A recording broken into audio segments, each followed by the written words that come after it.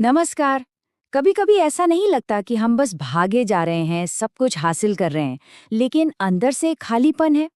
आज हम एक बहुत ही गहरे जापानी कॉन्सेप्ट इकिगाई की बात करेंगे। ये सिर्फ जीने का मकसद खोजने के बारे में नहीं है, बल्कि ये दुनिया के सबसे लंबी उम्र वाले लोगों की सेहत और खुशी का राज भी है। हम में से कई लोग जिंदगी में एक अजीब सी कश्मकश महसूस करते हैं।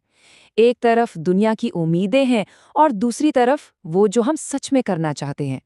और इसी वजह से एक तरह का कह सकते हैं अस्तित्व का संकट पैदा होता है, जो आजकल बहुत आम हो गया है। और हम सोचते हैं कि शायद ज्यादा पैसा या चीजें इस खालीपन को भर देंगी, पर असल में ऐसा होता नहीं। और बस यहीं पर इकिगाई की एंट्री होती है। इसका सीधा साधा मतलब है जीने की वजह। ये कोई बहुत बड़ा फिलॉसफियाना कॉन्सेप्ट नहीं है। ये तो बस वो छोटी सी वजह है, वो खुशी है जो हमें हर सुबह बिस्तर से उठने के लिए प्रेरित करती है। तो चलिए इस पूरी बात को और गहराई से समझते हैं। हम देखेंगे कि आखिर जिंदगी में एक मकसद होना इतना जरूरी क्यों है। फिर हम इकिगाई को खोजने का एक प्रैक्टिकल ढांचा देखेंगे, फ्लो की एक कमाल की तकनीक सीखेंगे, दुनिया के सबसे लंबी उम्र वाले गांव की आदतों से कुछ सबक लेंगे और आखिर में इकिगाई के 10 सुनहरे नियम जानेंगे। देखिए, सबसे पहली बात जो हमें समझनी है वो ये है कि जीवन का अर्थ कहीं से बनाया नहीं जाता, उसे खोजना पड़ता है। लोगोथेरेपी और मुरीदा थेरेपी जैसी मशहूर तकनीकें इसी एक बात पर जोर देती हैं, अपनी जिंदगी का ईंधन ढूंढो। एक बार वो वजह मिल गई ना, तो फिर बड़ी से बड़ी मुश्किल का सामना करने की हिम्मत अपने आप आ जाती है। तो अब सवाल उठता है कि इस वजह को, इस मकसद को खोजें तो खोजें कैसे। और इकिगाई की सबसे खूबसूरत बात यही है कि ये हमें कोई हवाई बातें नहीं बताता, बल्कि एक बहुत ही प्रैक्टिकल फ्रेमवर्क देता है। और इसकी शुरुआत होती है खुद से 4 बहुत ही आसान सवाल पूछने से। अपना इकिगाई खोजने के लिए थोड़ा धैर्य चाहिए और इसकी नींव इन 4 सवालों के ईमानदार जवाबों पर टिकी है। जरा सोचिए, ये 4 वो मजबूत पिलर हैं जिन पर एक संतुष्ट और मकसद से भरी जिंदगी की इमारत खड़ी हो सकती है।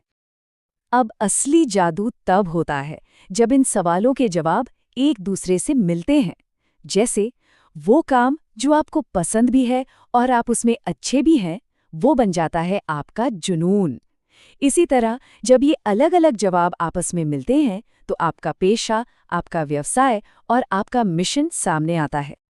लेकिन एक बात याद रखनी बहुत जरूरी है, इकिगाई इन चारों में से कोई एक चीज नहीं है, बल्कि इकिगाई वो स्वीट स्पॉट है, वो सेंटर पॉइंट है, जहां आपका जुनून, मिशन, पेशा और व्यवसाय, ये चारों आकर एक साथ मिल जाते हैं। और जब ये चारों चीजें बैलेंस हो जाती हैं, तो समझिए एक लंबे और खुशहाल जीवन का दरवाजा खुल जाता है। ठीक है, तो मान लीजिए कि किसी ने अपना इकिगाई पहचान लिया, तो अगला कदम क्या है?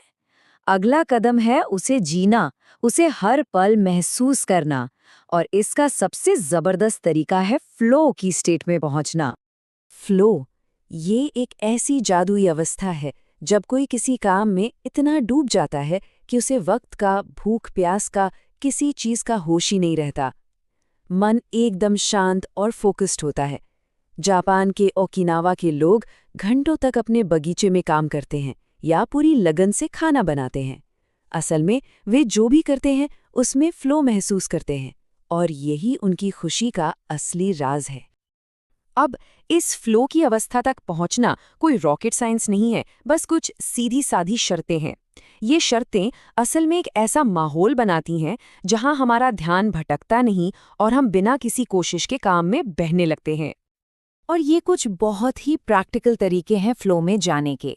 कोई ऐसा काम चुनें जिसमें थोड़ी चुनौती हो, पर इतना भी मुश्किल न हो कि हिम्मत ही टूट जाए। और हाँ, मल्टीटास्किंग से तो बिल्कुल बचें। हमारा दिमाग एक बार में एक ही काम पर ठीक से फोकस कर सकता है। अपने फ़ोन और सारे नोटिफिकेशंस को दूर रखकर एक डिस्ट्रैक्शन फ्री जोन बनाएं। और हाँ, ये सब सिर्फ किताबी बातें नहीं है। ओकिनावा जापान में एक जगह है ओगिमी, जिसे लंबे जीवन का गांव भी कहते हैं। वहाँ के लोग हर रोज अपनी आदतों में इकिगाई को जीते हैं। आपको पता है जापान में लोगों की औसत उम्र दुनिया में सबसे ज्यादा है और ओकिनावा तो उस औसत से भी कहीं आगे है। उनकी लंबी उम्र का एक बड़ा राज है हारा हाची बू। ये कोई नई चीज नहीं बल्कि 2500 साल पुरानी एक सीख है जो कहती है कि कभी भी पेट ठूस कर मत खाओ, बस इतना खाओ कि पेट 80% भर जाए। इससे होता ये है कि हमारे पाचन तंत्र पर ज्यादा बोझ नहीं पड़ता, शरीर में स्ट्रेस कम होता है और बुढ़ापा भी धीरे धीरे आता है। ये एक छोटा सा मंत्र है जो डॉक्टरों को दूर रखता है। खाने के अलावा उनकी जिंदगी का एक और अहम हिस्सा है मोआई।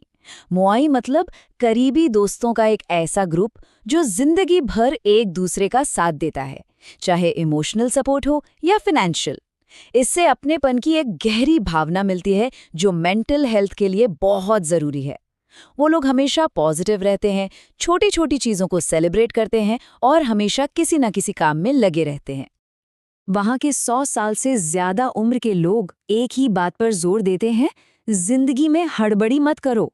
जल्दी में होना और जिंदगी की क्वालिटी, ये दोनों एक दूसरे के उल्टे चलते हैं। जब हम भाग दौड़ छोड़ देते हैं तो जिंदगी को और वक्त को एक नए नजरिए से देखने लगते हैं, हर पल को जीने का मौका मिलता है। तो ओगिमी के इन बुजुर्गों की सारी बुद्धिमानी को अगर हम अपनी जिंदगी में उतारना चाहें तो कैसे कर सकते हैं? चलिए इसे 10 बहुत ही सरल नियमों में समझते हैं। पहला, हमेशा एक्टिव रहें, कभी रिटायर ना हो, जो काम पसंद है उसे करते रहें। दूसरा, धीरे चलें, जल्दबाजी सिर्फ तनाव देती है। तीसरा, हारा हाची बू का नियम याद रखें। चौथा, अच्छे दोस्त आपकी जिंदगी में साल जोड़ते हैं। और पांचवां, रोज थोड़ी बहुत कसरत जरूर करें ताकि शरीर फिट रहे। छठा नियम है मुस्कुराइए, ये एक अच्छी वाइब बनाता है। सातवां, प्रकृति के करीब जाइए, ये हमारी आत्मा को रिचार्ज करती है। आठवां, हर दिन किसी न किसी चीज के लिए शुक्रगुजार होना सीखें। नौवां, अतीत और भविष्य की चिंता छोड़कर आज में, इस पल में जिएं। और 10वां और सबसे जरूरी, अपने इकिगाई को खोजें और उससे अपनी जिंदगी का हिस्सा बनाएं। और आखिर में एक बात समझना बहुत जरूरी है कि ये सिर्फ कुछ नियम नहीं है, ये तो एक टूल किट है जो जिंदगी भर चलने वाले एक खूबसूरत सफर में हमारा साथ दे सकती है।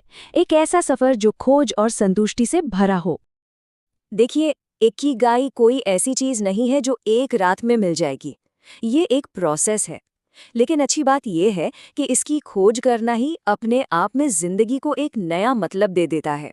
तो बस अपनी जिज्ञासा को अपना गाइड बनने दीजिए। और अगर अब तक अपना इकिगाई नहीं मिला है तो परेशान मत होइए। याद रखिए, उसे खोजना ही इस वक्त आपका सबसे बड़ा मिशन है। आपका साथ हमें इस तरह की और भी जानकारी भरी प्रस्तुतियां बनाने की प्रेरणा देता है। देखने के लिए आपका बहुत बहुत धन्यवाद।